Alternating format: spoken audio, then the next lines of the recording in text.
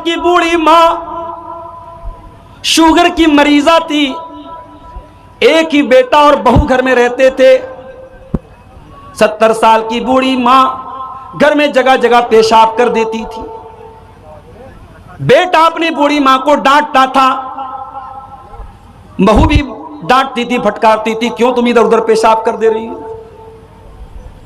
मां ने कहा, बेटा याद कर अपना बचपन, तू भी तो जगह जगह पेशाब कर दिया करता था और मैं पोछा लेकर के तेरे पेशाब को साफ कर दिया करती थी। तू दिन भर में 25 मरतबा कपड़े में पेशाब करता था, मैं 25 मरतबा तेरे कपड़े को चेंज कर देती थी। पहले के जमाने में तो डाइपर वगैरह भी नहीं था। अब तो माशाल्लाह नए दौर की औरतें हैं, डाइपर है, वाइप्स है, फलाना है, ठिकाना है, तो बहुत आसानी है। उस बूढ़ी मां को जो जगह जगह पेशाब करती थी, उसके अपने बेटे ने और बहू ने इतना मारा। उस मोहल्ले के एक आदमी ने देखा उस बूढ़ी औरत को गठरी की तरह पड़े हुए कमरे में। उस बूढ़ी औरत की लाश मिली है और लाश ऐसी तरीके से मिली है कि चेहरे पर मारने के निशानात भी हैं, चोट के निशानात भी हैं। और पुलिस को और मोहल्ले वालों को पूरा डाउट है कि उसी बेटे और बहू ने मिलकर के अपनी मां को मारा है। ये हालात हैं आज। इंसान इतना क्रूर हो चुका है, इतना कठोर हो चुका है, इतना सख्त दिल हो चुका है। ववस्सैनल इंसान बिवालिदैहि, ऐ इंसान तू अपने माता पिता के साथ अच्छा सलूक कर। हमलतु उम्मुहु कुरहा हमलतु उम्मुहु वहनन अला वहनिन, तेरी मां ने तकलीफ दर तकलीफ से तुझको अपने पेट में रखा है। कुरान के 26वें पारे में अल्लाह ने फरमाया, ववस्सैनल इंसाना बिवालिदैहि इहसाना, हमने इंसान को हुक्म दिया अपने माता पिता के साथ तू अच्छा सलूक कर। हमलतु उम्मुहु कुरहा व वज़अतहु कुरहा, तेरी मां ने बड़ी तकलीफ से तुझको पेट में रखा था और बड़ी तकलीफें झेल करके तुझको जन्म दिया था। 3 तकलीफें ऐसी है जो मां उठाती है। पेट में रखने की तकलीफ, जन्म देने की तकलीफ और 9 महीने तक दूध पिलाने की तकलीफ। इसीलिए बाप का दर्जा अपनी जगह है, मगर मां का दर्जा बाप से भी 3 गुना ज्यादा है। दुनिया वालों, तुम कहते हो इस्लाम ने औरत को क्या दिया है, आओ मैं तुमको बताऊं। इस्लाम ने औरत को यह सम्मान दिया है कि अगर औरत मां है तो बाप से 3 गुना उसका दर्जा ज्यादा है। जज़ाकल्लाह बेटा। अल्लाह के प्यारे नबी के पास एक सहाबी आए और आकर के सवाल किया, मन अहक्कुन नास बिहुस्न सहाबती, अय अल्लाह के नबी मेरे अच्छे सलूक का सबसे ज्यादा हकदार कौन है।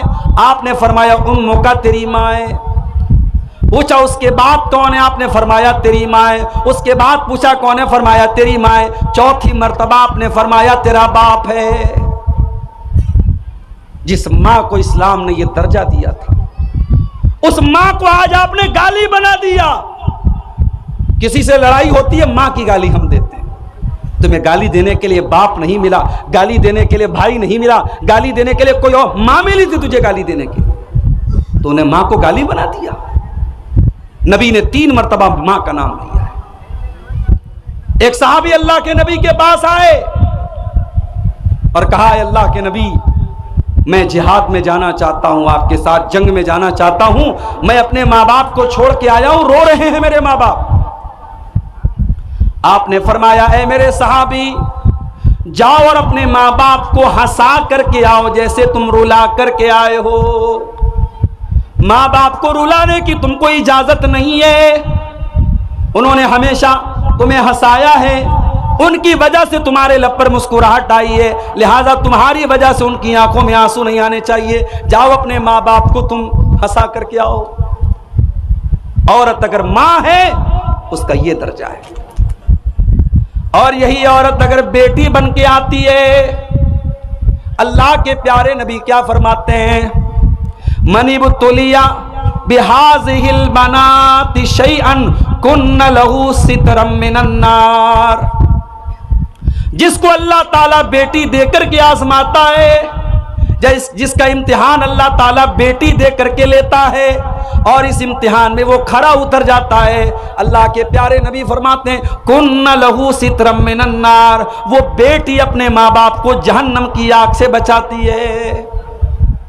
ओ बेटी वालों, बेटी तो तुमको जहन्नम की आग से बचाने के लिए आई है, मगर तुमने क्या किया जरा गौर करो। कितनी बेटियां हैं, बाप अपनी बेटी से ढंग से बात तक नहीं करता, जवान बेटी से बाप बात करना भी अपनी इंसल्ट समझता है। बाप घर में आता है, बेटी जल्दी से कमरे में चली जाती है, बाप को देख के डर जाती है। ओ लोगों, बाप बेटियों को डराने वाला नहीं, बाप बेटियों से प्यार करने वाला होना चाहिए। अल्लाह के प्यारे नबी जनाब मोहम्मद रसूलुल्लाह सल्लल्लाहु अलैहि वसल्लम कैसे बाप थे बेटियों के। हजरत आयशा फरमाती हैं, बुखारी की रिवायत है, जब हजरत फातिमा आती थी, नबी की बेटी जब आती थी, अल्लाह के प्यारे नबी अपनी बेटी का वेलकम करते थे, स्वागत करते थे, खड़े हो जाते थे और कहते थे मरहबम बिबनती, ऐ मेरी बेटी तेरा आना मुबारक हो। और आप अपनी बेटी का हाथ पकड़ के चूम लेते थे और अपनी सीट पर अपने बगल में अपने बाजू में अपनी बेटी को बिठाते थे। बेटी अगर है औरत तो प्यार और सम्मान के लायक है। हमारे यहां तो साहब कहते बेटी पराया धन होती है, ये होगी किसी के यहां कहावत, हमारे यहां बेटी कभी पराई नहीं होती है, माफ कीजिए। इस्लाम में बेटी कभी पराई नहीं है। ससुराल चली गई है, किसी की बीवी बन चुकी है, किसी की मां बन चुकी है, मगर मां बाप से उसका रिश्ता कभी नहीं टूटता है। और मैयारपुर वालों, तुम बेटियों को जहेज देते हो, काश कि तुमने जहेज बन करके बेटियों को वरासत में उनका हक दिया होता। जाओ बिहार और कटिहार के किसी भी आलिम से सवाल करके पूछो कि भाई अपनी बहन का हक दिए बगैर और बाप अपनी बेटी को जायदाद में वरासत में उसके हक से महरूम करके अगर हज करने जा रहा है, उम्रा करने जा रहा है, क्या उसका उम्रा कबूल होगा अल्लाह ताला के? जाओ फतवा पूछ लो। ये कोई ऑप्शनल चीज नहीं है कि चाहो तो अमल कर लो। अल्लाह ने कुरान में जब वरासत बयान की, फरमाया वतिल्का हुदूदुल्लाह, ऐ मेरे बंदो, हम जो वरासत का मसला बता रहे हैं, बेटी का इतना है, बेटे का इतना है, शौहर का इतना है, बीवी का इतना है, बाप का इतना है, माँ का इतना है, हम ये जो मसला बयान कर रहे हैं, ऐ दुनिया वालों कान खोल करके सुन लो, वतिल्का हुदूदुल्लाह, ये अल्लाह की बनाई हुई बॉर्डर है, ये अल्लाह की बनाई हुई हद है। इंडिया की बांग्लादेश की बॉर्डर करीब है आपके यहां से, बांग्लादेश की बॉर्डर और नेपाल की बॉर्डर करीब है आपके यहां से। अगर बॉर्डर पर बीएसएफ के जवान बैठे हैं, अगर इल्लीगल तरीके से कोई बॉर्डर क्रॉस करता है, फौरन सिपाही एक्शन लेते हैं। इल्लीगल तरीके से किसी को किसी दूसरे देश की सरहद में जाने की इजाजत नहीं है। अल्लाह कह रहा है वरासत का जो कानून हमने दिया है, यह अल्लाह की बनाई हुई बॉर्डर है, यह अल्लाह की बनाई हुई हद है, यह अल्लाह की बनाई हुई लिमिट है। इसको क्रॉस करोगे तो तुम इल्लीगल माने जाओ। बाप के मरने के बाद भी बाप की वरासत में बेटी का हक है। हाँ, बेटे का आधा मिलेगा उसको, क्योंकि बेटा कमाता है, बेटा अपनी माँ को भी खर्चा देता है, बीवी को भी खर्चा देता है, बेटे की जिम्मेदारी रहता है, बेटे को डबल मिलेगा, मगर बेटे का आधा बेटी को भी मिलेगा, भाई का आधा बहन को भी मिलेगा। यह अल्लाह का बनाया हुआ कानून है। इस्लाम में बेटी पराया धन नहीं होती है, माफ कीजिएगा। यही औरत जब बीवी बनती है, कभी आपने गौर किया निकाह का यह बंधन कितना मजबूत होता है? शौहर और बीवी के दरमियान निकाह के बाद कोई पर्दा नहीं है। जब तक शादी नहीं हुई थी एक दूसरे को देखना भी जायज नहीं था। जब तक शादी नहीं हुई थी औरत के बदन को टच करना भी हराम था। जब तक शादी नहीं हुई थी औरत के बदन को देखना भी हराम था, और आज निकाह हो गया, सर से पैर तक वो औरत हलाल हो गई। ये निकाह की बरकत है। और इस निकाह में अल्लाह का नाम लेकर खुतबे निकाह पढ़ के काजी साहब इजाब कबूल कराते हैं, मौलवी साहब निकाह पढ़ाते हैं, अल्लाह का कलाम पढ़ के दुल्हा से कहते हैं कि मैं तेरा निकाह फला के साथ कर रहा हूं। अल्लाह का कलाम पढ़ करके ये निकाह किया जाता है। इसीलिए अल्लाह के प्यारे नबी ने अपने आखिरी खुतबे में हज्जतुल वदा के मौके पर अरफात के मैदान में 1.25 लाख सहाबा को खिताब करके फरमाया था, इत्तकुल्लाह फिन्निसा, ऐ लोगों तुम औरतों के बारे में अल्लाह से डरते रहना। फइन्नकुम अखस्तुमुहुन्ना बिअमानिल्लाह, क्योंकि तुमने जब निकाह किया तो उनको अल्लाह की पनाह में लिया है। वस्तहललतुम फुरूजहुन्ना बिकलिमतिल्लाह, और तुमने अल्लाह का कलाम पढ़ करके अल्लाह का नाम लेकर के उनकी शर्मगाहों को हलाल किया है। कल तक वो हराम थी, निकाह के जरिए तुम्हारे लिए हलाल हो। और जब ये औरत बीवी बन के आती है, अल्लाह की कसम, गर्लफ्रेंड बॉयफ्रेंड के रिश्ते बहुत चल रहे हैं समाज में, हराम रिश्ते बहुत चल रहे हैं समाज में, मगर जो गलत है वो गलत ही रहेगा और जो सही है वो सही ही रहेगा। शौहर और बीवी का जो रिश्ता है, जो हलाल रिश्ता है, अल्लाह की कसम उसमें सुकून है। हराम रिश्तों में सुकून नहीं है। और यही वजह है कि आज गर्लफ्रेंड बॉयफ्रेंड को धोखा देके भाग जाती है। ये बर्गर और पिज्जा खाने वाली कौम जब हर चीज में फास्ट काम करने लगी, शॉर्टकट तलाश करने लगी, तो रिश्तों में भी शॉर्टकट तलाश किया जाने लगा। शौहर से मन भर गया तो शौहर को बीवी छोड़ के भाग रही है, बीवी से मन भर गया शौहर छोड़ के भाग रहा है। गर्लफ्रेंड बॉयफ्रेंड का रिश्ता बना, कुछ दिनों तक फायदा उठाया, फिर वो उसके रास्ते वो उसके रास्ते। कितनी बड़ी बेगैरती है, कितनी बड़ी बेशर्मी है कि एक दूसरे के तन से फायदा उठाया जाए, एक दूसरे के शरीर से फायदा उठाया जाए, और उसके बाद कहा जाता ब्रेकअप हो गया, ब्रेकअप हो गया। आज ब्रेकअप हुआ, कल पैचअप हुआ, इसके साथ ब्रेकअप हुआ, उसके साथ पैचअप हुआ। रिश्ता नहीं हुआ, कपड़ा है, डोरी है, बांध दी, नहीं, ये रिश्ता है मेरे प्यारे साथ। इसीलिए हराम रिश्ते में वो सुकून पैदा हो ही नहीं सकता जो निकाह में पैदा होता है। ये अलग बात है कि हमने निकाह को भी आज एक मुकद्दस रिश्ते को भी आज हमने नापाक बना दिया है। अब निकाह कहां होता है भाई साहब? अब तो सौदा होता है। लड़का जितना क्वालिफाइड है, लड़का जितना पढ़ा लिखा है, लड़का जितनी अच्छी जॉब पर है, उतना महंगा सौदा लगाया जाता है। 3 लाख देना पड़ेगा आपको। हमारे लड़के को बुलेट चाहिए, और थोड़ा अगर लड़का ज्यादा पढ़ा लिखा है, ज्यादा पैसा कमाने वाला, गवर्नमेंट जॉब में है, तो बड़ा सा मुंह खुल जाएगा, फॉर्च्यूनर चाहिए। और आजकल फॉर्च्यूनर से भी बढ़िया कोई गाड़ी आई है, पता है क्या नाम है उसका, है लैंड क्रूजर वगैरह, तो खैर कुछ भी डिमांड कर दी जाती है। बेटियों का तुम सौदा कर रहे हो, बेशर्मी और बेगैरती की हद है। बेटियां सौदा करने की चीज नहीं होती है मेरे भाई। बेटी बड़ी नसीब वाले लोगों को मिलती है। मेरा तजर्बा है, और तुम भी तजर्बा करके देख लेना। जिसके घर में बेटी पैदा हुई है वो तजर्बा करके देख ले, उसकी रोजी रोटी में बरकत पैदा हो जाती है, उसके माल में बरकत पैदा हो जाती है। ऑटोमेटिक उसको महसूस होता है कि मेरे घर में बरकत आई है। और जिनके घरों से बेटियां चली जाती हैं उनका कारोबार मंदा पड़ जाता है, उनकी रोजी रोटी कमजोर हो जाती है। बेटियां बरकत लेके आती है मेरे साथ। औरत बेटी है, बरकत लेके आई, माँ है जन्नत लेकर के आई, बीवी है सुकून लेकर के आई। वमिन आयातिही अन खलक लकुम मिन अनफुसिकुम अज़वाजन लितस्कुनू इलैहा। मेरे बंधु, अल्लाह की बहुत बड़ी निशानी यह भी है कि उसने तुम्हारे जोड़े बनाए, तुम्हारी पत्नियों को बनाया, तुम्हारी बीवियों को बनाया। हाँ ए लोगो, इतने बड़े बड़े जलसे कर रहे हो, किस लिए कर रहे हो? जलसे का उन्वान क्या रहता है? मुआशरे की इस्लाह करना है। मुआशरे की इस्लाह कैसे होगी? जब तक घर की इस्लाह नहीं होगी। और घर की इस्लाह कैसे होगी? जब तक नेक घर वाली नहीं आएगी। इसीलिए अल्लाह के प्यारे नबी फरमाते हैं, तुनकहुल मरातु लिअरबईन, जब औरत का निकाह होता है 4 चीजें औरत के अंदर लोग देखते हैं। ले मालिहा, पैसा देखते हैं, वले जमालिया, खूबसूरती देखते हैं, वले हसब या खानदान देखते हैं, वले दीनिहा, और कुछ लोग दीनदारी देखते हैं। आपने फरमाया फज़फर बिज़ातिद्दीन, तुम दीनदार औरत को अपने घर में लेके आ जाओ, तुम कामयाब हो जाओगे। ओ लोगो, दीनदार औरत को लेके आ जाओ, वो तुम्हारी सिगरेट छुड़वा देगी, वो तुम्हारा रजनीगंधा छुड़वा देगी, वो तुम्हारा सूद और ब्याज छुड़वा देगी। तुम नेक औरत को लेके तो आओ अपने घर में। तुम तो नेक कहाँ लाते हो? तुम तो खूबसूरत लाते हो, तुम तो अपनी बरादरी की लाते हो, अपने खानदान की लाते हो, तुम दीनदारी को नहीं देखते। औरत सुकून लेके आती है मेरे साथ।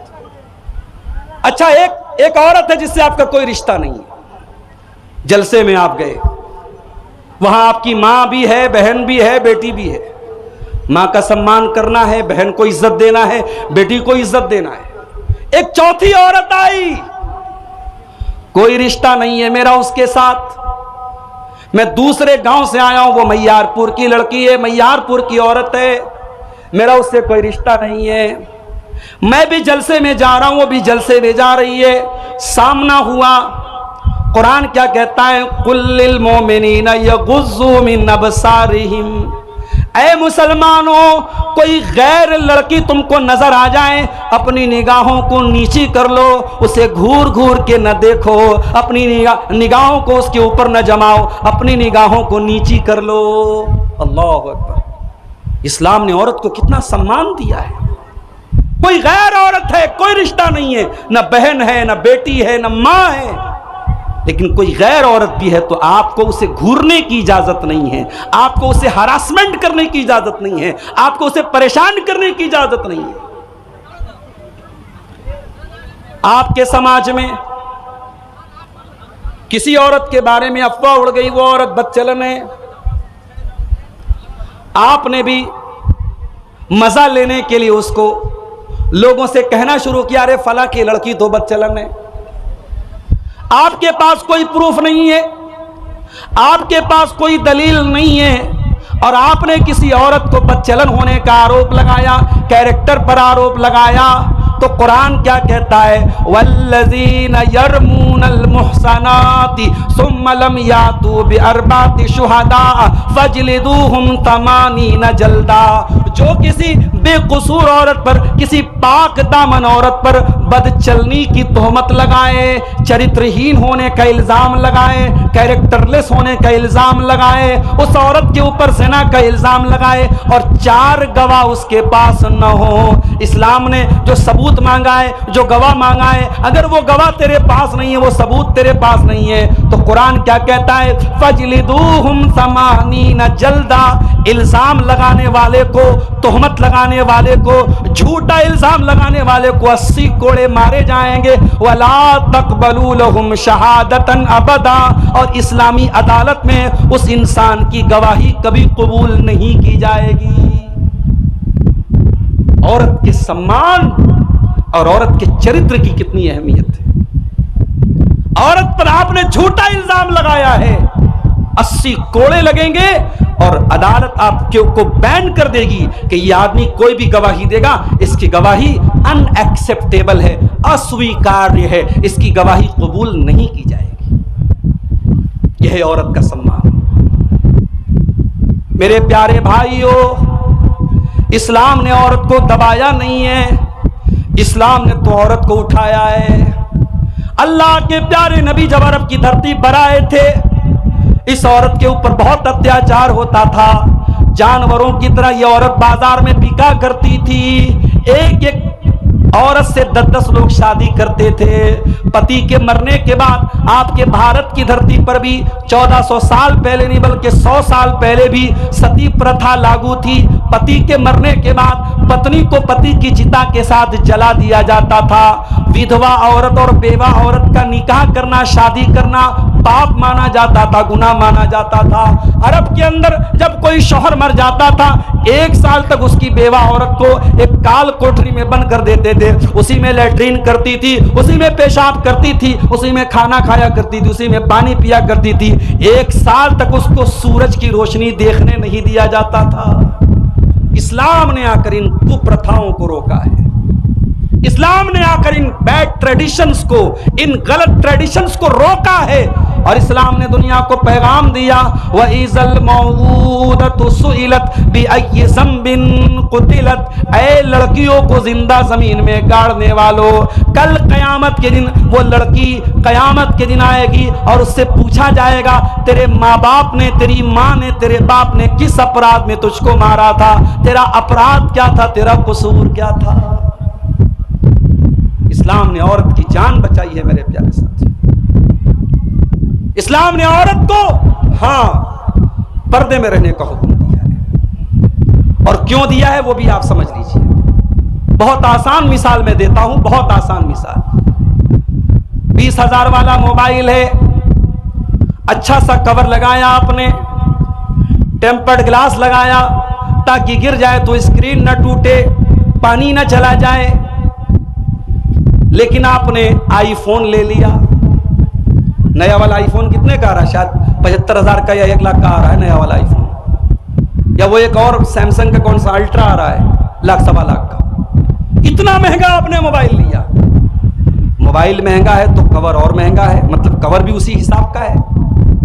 जितना कीमती मोबाइल है उसको प्रोटेक्ट करने के रास्ते उतने ही मुश्किल है, ताकि मोबाइल कीमती है, खो ना जाए, चोरी ना हो जाए, टूट ना जाए, गिर ना जाए। मेरी प्यारी माँ बहनों, इस्लाम आपको दुनिया की सबसे कीमती दौलत करार देता है। अल्लाह के प्यारे नबी फरमाते हैं, अद्दुनिया कुल्लुहा मताउन व खैरु मताई दुनिया अल मरअतु सालिहा। ऐ और तो तुम दुनिया की सबसे कीमती दौलत हो, और जब तुम सबसे कीमती दौलत हो तो कुरान कहता है तुम्हें पर्दे में रहना चाहिए। या अय्युहन नबी कुल अज़वाजिका व बनातिका व निसाइल मुमिनीन, ऐ नबी अपनी बीवियों से भी कह दीजिए, अपनी बेटियों से भी कह दीजिए, और तमाम मुसलमान औरतों से कह दीजिए, युदनीना अलैहिन्ना मिन जलाबीबिहिन्ना, कि जब वो अपने घर से निकलें तो चादर में निकलें, पर्दे में निकलें, नकाब में निकलें, अपने आप को एक्सपोज न करें, अपने हुस्न की नुमाइश न करें, अपनी खूबसूरती का प्रचार न करें, छुप करके निकलें, पर्दे में निकलें। ज़ालिका अदना अन युरफ़ना फला यूज़ैन, ताकि दुनिया समझ जाए ये शरीफ घर की लड़कियां हैं, ये मुसलमान लड़कियां हैं, ये नेक घराने की लड़कियां हैं, और किसी को छेड़ने की हिम्मत न हो सके। इस्लाम ने अगर औरत को पर्दे का हुक्म दिया है तो औरत की सुरक्षा के लिए दिया है, औरत को बचाने के लिए दिया है मेरे प्यारे साथी। इस्लाम तो वो दीन है, ज़िनाकारी को इस्लाम हराम करार देता है, और हराम ही करार नहीं देता, बल्कि अल्लाह फरमाता है वला तक़रबुज़ ज़िना, तुम ज़िना के करीब भी न जाना।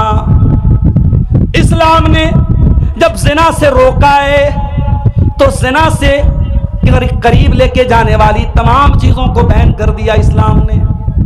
औरत अकेले ट्रैवल करेगी, सफ़र करेगी, उसकी जान को, उसकी आबरू को खतरा होगा। इस्लाम कहता है ला तुसाफिरुल मरअतु इल्ला व मअहा मुहरिम, औरत बगैर मुहरिम के सफ़र न करे, उसका कोई महरम होना चाहिए, बाप हो, शौहर हो, बीवी, बेटा हो, भाई हो, भांजा हो, भतीजा हो, कोई भी महरम होना चाहिए। कोई औरत अकेले में किसी गैर मर्द के साथ नहीं मिलेगी। फरमाया ला यख्लुवन्न रजुलुम बिइम्रातिन इल्ला वसालिसुहुम शैतान, कोई मर्द किसी औरत के साथ अकेले में न जाए। जवान बेटियों को हाफिज जी के पास पढ़ने भेजते हो, ये जायज़ नहीं है, माफ करना। बहुत नेक इंसान है हाफिज साहब, बहुत अल्लाह वाले मौलवी साहब, मगर जवान बेटी को किसी मर्द के पास तालीम के लिए भेजना ये सही नहीं है। अगर पर्दे के बगैर तालीम हो रही है और आपकी जवान बेटी मौलवी साहब के पास और हाफिज साहब के पास जाके तालीम हासिल कर रही है तो आप ज़िना को दावत दे रहे हो, आप हराम काम को दावत दे रहे हैं। कुरान कह रहा है वला तक़रबुज़ ज़िना, ज़िना के करीब भी मत जाओ। मस्जिद में औरत नमाज पढ़ने आ सकती है। नबी के दौर में भी औरतें आती थीं। एक सहाबी जिनका नाम अम्र बिन सलमा था, अपने कबीले में वही एकलौते थे जिनको कुरान याद था और 6 साल के बच्चे थे वो। जब उनकी कौम के लोग ईमान लाए और नबी अकरम ने हुक्म दिया कि जाओ अपनी कौम को तुम लोग नमाज पढ़ो और तुम में से कोई आदमी इमाम बन जाए, जिसको कुरान ज्यादा याद हो उसको इमाम बना दो। अम्र बिन सलमा के कबीले के लोगों ने गौर किया, पूरे कबीले में सबसे ज्यादा कुरान अगर किसी को याद था 6 साल के बच्चे को याद था। बच्चे का नाम अम्र बिन सलमा था। लोगों ने इमाम बना दिया। अम्र बिन सलमा कहते हैं मेरे पास एक ही कपड़ा था, एक ही चादर थी, वही मेरी लुंगी थी, वही मेरा कुर्ता था। एक ही चादर पहनता था मैं, उसको पहन करके मैं नमाज पढ़ाने लगा। जब मैं रुकू में जाता था तो मेरी सुरीन नजर आ जाती थी, मेरी पीछे की शर्मगाह नजर आ जाती थी। औरतों ने कंप्लेंट की शिकायत की, कहा कि अरे कम से कम अपने इमाम की शर्मगाह तो ढांप दो, अपने इमाम की पीछे की शर्मगाह तो कवर कर दो, इतना कपड़ा तो लाके उसको दे दो। हजरत अम्र बिन सलमा कहते हैं मेरी कौम के लोगों ने मुझे चादर लाके दी, उतनी खुशी मुझे हुई कि उससे ज्यादा मुझे खुशी कभी नहीं हुई थी। पता यह चला कि नबी के दौर में औरतें मस्जिद में आती थी, उनका इंतजाम होता था। आज सीमांचल में इतना बड़ा बेल्ट है अहले हदीसों का, जाके सर्वे कर लीजिए। जितनी मस्जिदों में जुमा की नमाज होती है जाइए और सर्वे कीजिए। कितनी जुमा की जामा मस्जिदों में जहां जुमा की नमाज होती है, कितनी जामा मसाजिद में औरतों की नमाज का इंतजाम है, जाइए पता करके आइए।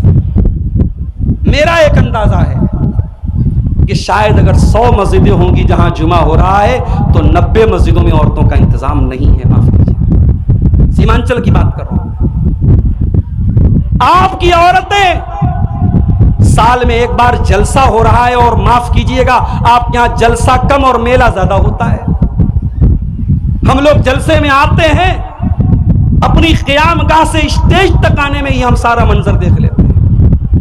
रास्ते में कौन तकरीर सुनने आया है, कौन मोबाइल पर कहां लगा हुआ है, कौन किसको देख रहा है, कौन किसको इशारा कर रहा है, कौन किसको देख के मुस्कुरा रहा है, हम लोग भी बड़ी दूर की नजर रखते हैं मेरे प्यारे साथी। आप गौर कीजिए कि आपकी औरतें और लड़कियां साल में एक जलसे में आ रही हैं और आप ये एक्सपेक्ट करते हैं, ये उम्मीद करते हैं कि वो दीन सीख लेंगी। नहीं मेरे प्यारे साथी, आपको जुमा की नमाज में भी औरतों का इंतजाम करना पड़ेगा। और आप ये मत कहिए हम बहुत गरीब लोग हैं, नहीं आप गरीब लोग नहीं हैं। आपकी शादियां देख के नहीं लगता है कि आप गरीब हैं। 200 बारातियों को आप जब चिकन भी खिलाते हैं, मटन भी खिलाते हैं, तब नहीं लगता कि आप गरीब हैं। जब 3-3 लाख रुपया जहेज देते हैं लड़कियों को, तब नहीं लगता गरीब हैं। आप अगर चाहें हर वो मस्जिद जहां जुमा की नमाज हो रही है, अगर गांव वाले चाहेंगे, और इसी मनिहारी के इलाके में मैंने बाज इलाकों में देखा है लोगों ने अपने गांव में कलेक्शन करके लाखों रुपए की ईदगाह बना ली है। आप चाहेंगे हर मस्जिद में जहां जुमा की नमाज हो रही है औरतों का इंतजाम हो सकता है। और आज के इस दौर में बहुत जरूरी है मेरे प्यारे साथियों औरतों का इंतजाम। लेकिन अगर जुमा की नमाज में औरत जुमा की नमाज पढ़ने आ रही है तो मेरी प्यारी माँ बहनों कान खोल करके सुन लो, अल्लाह के प्यारे नबी फरमाते हैं अगर कोई औरत खुशबू लगा करके मस्जिद में आती है, नमाज पढ़ने आ रही है, जुमा पढ़ने आ रही है, तरावीह पढ़ने आ रही है, अगर वो खुशबू लगा करके मस्जिद में आती है तो 40 दिन तक उसकी नमाज कबूल नहीं होगी। 40 दिन तक उसकी एक टाइम की नमाज कबूल नहीं होगी। जो औरत सिर्फ खुशबू लगा करके मस्जिद में आई है, मेरी प्यारी माँ और बहनों, जब मस्जिद में आपको खुशबू लगा करके आने की इजाजत नहीं है तो कटिहार और मनिहारी के बाजार में और पूर्णिया के गुलाब बाग में और किसी वाटर पार्क में और किसी रेस्टोरेंट में और किसी मॉल में आपको बेपर्दा और मेकअप करके और खुशबू लगा करके जाने की इजाजत कैसे हो सकती है मेरे प्यारे साथी। औरत पर्दे में रहेगी, दीन सीखेगी, इस इस्लाम सीखेगी। मैं नहीं कहता कि सारी बच्चियों को मदरसे में डाल दो, मगर जाकर के सर्वे कर लो कि स्कूलों में पढ़ने के नाम पर क्या क्या हो रहा है। आज हमारी कौम की बच्चियां इंग्लिश मीडियम स्कूल में पढ़ रही हैं। स्कूल का एनुअल फंक्शन हुआ, स्कूल वालों ने कहा आपकी बेटी डांस बहुत अच्छा करती है, हम चाहते हैं हमारे एनुअल फंक्शन में आपकी लड़की डांस करे। मां ने शौहर से कहा, बीवी ने शौहर से कहा हमारी बिटिया बड़ा अच्छा डांस करती है, स्कूल वालों ने खुद से नाम दिया है, चलो डांस करवाते हैं। स्कूल का फंक्शन हुआ, स्टेज पर आपकी जवान लड़की नाच रही है और आप वीडियो बना रहे हैं और फख्र से अपने स्टेटस पे लगाए हैं माई डॉटर इज डांसिंग, मेरी बेटी डांस कर रही है। अरे बेगैरत, अपनी डांस करती हुई बेटी को देखकर तुझे चुल्लू बदमानी में डूब मरना चाहिए था। तेरी कौम की बेटियां डांस कर रही हैं और तू फख्र से देख रहा है और तू वीडियो बना रहा है और तू इंस्टाग्राम पे डाल रहा है और तू फेसबुक पे डाल रहा है। और माफ करना, ये काम अभी तक तो इंग्लिश मीडियम स्कूल वाले करते थे, अब मदरसे वाले कहां पीछे रहेंगे। अब मदरसों में भी ये काम हो रहा है, बड़ी बड़ी बच्चियों को स्टेज पे लाया जा रहा है और डांस तो नहीं है, एक्शन हो रहा है, एक्शन। शराब का नाम बदल के विस्की रख दिया जाए, रम रख दिया जाए, बियर रख दिया जाए तो शराब हलाल नहीं हो जाएगी। ये डांस को आप एक्शन का नाम दे तो डांस सही नहीं हो जाएगा। ठीक है, बच्ची आ रही थी, वो माइक पर आके उसने नात पढ़ दी, हम्द पढ़ दी, उसने कोई छोटी सी तकरीर कर दी, वहां तक तो ठीक था। ये एक्शन के नाम पे कौन सी बला आ गई भाई। लड़कियों को तालीम दो मेरे प्यारे साथियों, तालीम के नाम पे उनकी इज्जत का जनाजा मत निकालो। और कान खोल के सुन लो, इस उम्मत की औरतों ने हर दौर में दीन की तालीम का झंडा बहुत बुलंद किया है। अगर आपको मेरी बात में शक है तो जाइए हजरत आयशा की जिंदगी के बारे में पढ़ लीजिए। और कभी मौका मिला इंशाअल्लाह तो इसी सीमांचल के इलाके में, तकरीर का तो मैं वादा नहीं करता, जुमा के खुतबे में एक मौजू रखूंगा, हजरत आयशा की पूरी सीरत बयान करूंगा।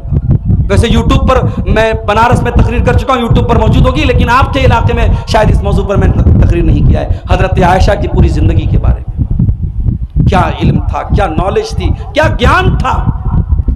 बड़े बड़े सहाबा कहते हैं जब हमारे ऊपर मुश्किल आती थी, हमें कोई मसला नहीं समझ में आता था, हजरत आयशा से सवाल किया करते थे और हजरत आयशा जब जवाब दे देती थी सबका मुंह बंद हो जाता था। इतनी नॉलेज अल्लाह ताला ने हजरत आयशा को दी थी। ओ मेरी प्यारी बहनों, तुम्हारे लिए आइडियल न तो सानिया मिर्जा है, न बॉलीवुड की हीरोइन है, न क्रिकेटर्स हैं, आपके लिए आइडियल खवातीन अगर हैं, मेरी प्यारी माँ बहनों, इस उम्मत की सबसे बेहतरीन औरतें हैं, नबी की बीवियां हैं, अल्लाह के प्यारे नबी की बीवियां हैं, ये इस उम्मत की सबसे आइडियल औरतें थी। मेरी प्यारी माँ बहनों, आज जरा सी शौहर की कमाई में कमी आ जाए, आपके माथे पर बला जाता है, आपकी पसंद की साड़ी शौहर ना दिलाए, आपकी पसंद का सूट ना दिलाए, आपकी पसंद का खाना घर में ना बने तो आपको गुस्सा आ जाता है। मेरी प्यारी माँ बहनों, कभी मौका मिले अल्लाह के प्यारे नबी की बीवियों की हालात भी पढ़ लीजिए। हजरत आयशा अपने भांजे उर्वा से कहती हैं, ऐ उर्वा, हम आसमान में एक चांद देखते थे, दूसरा चांद देखते थे, तीसरा चांद देखते थे, 2-2 महीने गुजर जाया करते थे। वमा यूक़दु फी अबियात रसूलिल्लाह सल्लल्लाहु अलैहि वसल्लम नार, अल्लाह के रसूल के घर में 2-2 महीने तक चूल्हा नहीं जलता था। 2-2 महीने तक नबी के घर में चूल्हा नहीं जलता था। हजरत उर्वा ने पूछा, या खालतो फमा कान युईशुकुम, ऐ खाला जान, जब चूल्हा नहीं जलता था, जब खाना नहीं बनता था तो 2-2 महीने तक आप लोग कैसे रह लेते थे? फरमाया, अत्तम्रु वल मा, खजूर खा करके और पानी पी करके अल्लाह के नबी के घर वाले और अल्लाह के नबी की फैमिली गुजारा कर लेती थी। मदीना आने के बाद कभी अल्लाह के प्यारे नबी के घर में लगातार 3 दिन तक गेहूं की रोटी नहीं बनी। ये लाइफ स्टाइल था अल्लाह के नबी की बीवियों का। मेरी प्यारी माँ बहनों, अगर ऐसी जिंदगी आपको गुजारने दे दी जाए, आप तो 1 हफ्ता नहीं रह पाएंगी। नबी की बीवियों ने सारी जिंदगी नबी के साथ गुजारा किया, कभी लब पर कोई शिकवा न लाई, कभी जुबान पर कोई शिकायत नहीं लाई। एक मर्तबा घंटी नहीं लगाई है, टाइम ज़्यादा हो जाए तो पता है 12 बज चुके हैं, मेरे निकलने का भी टाइम हो रहा है। मदरसा वालों के पास ज़मीन नहीं है, चंदा कराना है। भैया चंदा कराना बड़ा मुश्किल काम है, और यूट्यूबर्स भाइयों ने तो वो भी नहीं छोड़ा, अब चंदा करा रहे उसका भी वीडियो बना रहे हैं। फेसबुक पर एक साहब ने चंदे वाला वीडियो डाल दिया, हमसे लोग पूछने लगे आप सीमांचल में चंदा करा रहे हैं। अब चंदा कोई ख़राब चीज़ नहीं है, लेकिन चंदे का एक हुनर होता है, वो हम लोगों के पास नहीं है। वो जो हमारे हज़रत अली साहब हैं, अख्तर आलम मिफ्ताही साहब हैं, और भी जो बंगला मुकर्रीन हैं, वो बेचारे चंदा लोगों को पकड़ पकड़ के, दबाव डाल के, जोर डाल के, जो 5,000 लेने वाला उसकी जेब से 10,000 निकलवा लेते, वो सब हुनर हम लोगों के पास नहीं है मेरे भाई। हम ज़ुबान से कह सकते हैं, टाइम हमारे पास कम है। मैं तकरीर के आखिरी पॉइंट पर हूँ, 5 मिनट आपके सामने रुकूंगा तकरीर ख़त्म करके। आपको जो चंदा देना हो, अगर आप मोहब्बत रखते हैं मदरसे से, दीन से, उलमा से, और आप चाहते हैं कि कौम की बच्चियाँ एक अच्छे इदारे में पढ़ें, आप आइए और अपना चंदा यहाँ लिखवाइए, दे के जाइए। मैं सबके लिए दुआ करता हूँ, अल्लाह सबके चंदे को कबूल फरमाए। आखिरी बात रख रहा हूँ, 12 क्रॉस हो रहा है।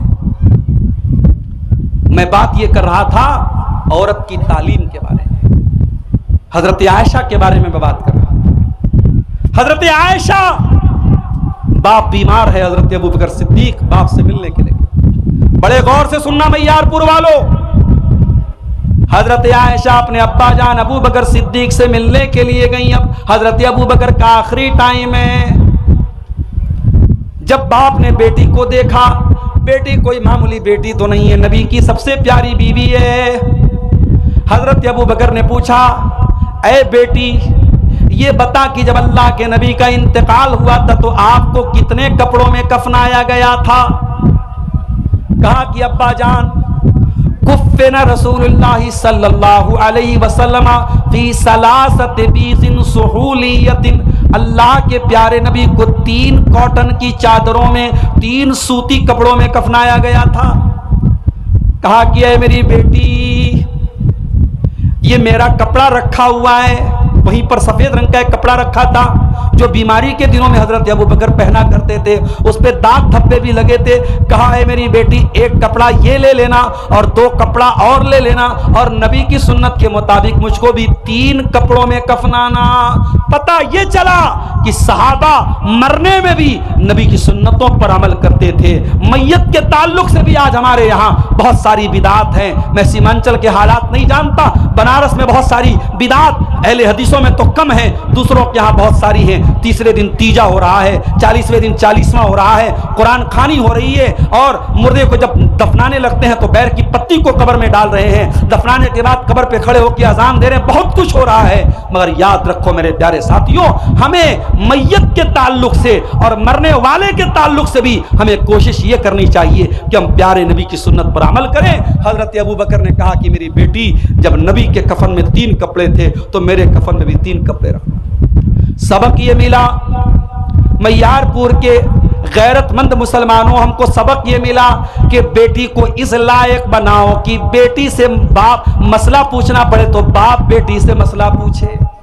अपनी बेटियों को इस काबिल बना दो कि जब कभी जिंदगी में मुश्किल टाइम आ जाए तो आपकी बेटियां आपको मसला बयान करें। और अभी कुलासी चौक पर एक साहब मुझको मिले, कई बेटों और बेटियों के बाप हैं, उनकी एक बात मुझे बड़ी अच्छी लगी। उन्होंने कहा, मौलाना साहब मेरी एक ही तमन्ना है, जब मेरा इंतकाल हो जाए मेरे जितने बेटे हैं हर बेटा इस लायक हो कि अपने बाप का जनाजा पढ़ा सके, वहां ये देखना ना पड़े कि बाप का जनाजा कौन पढ़ाएगा।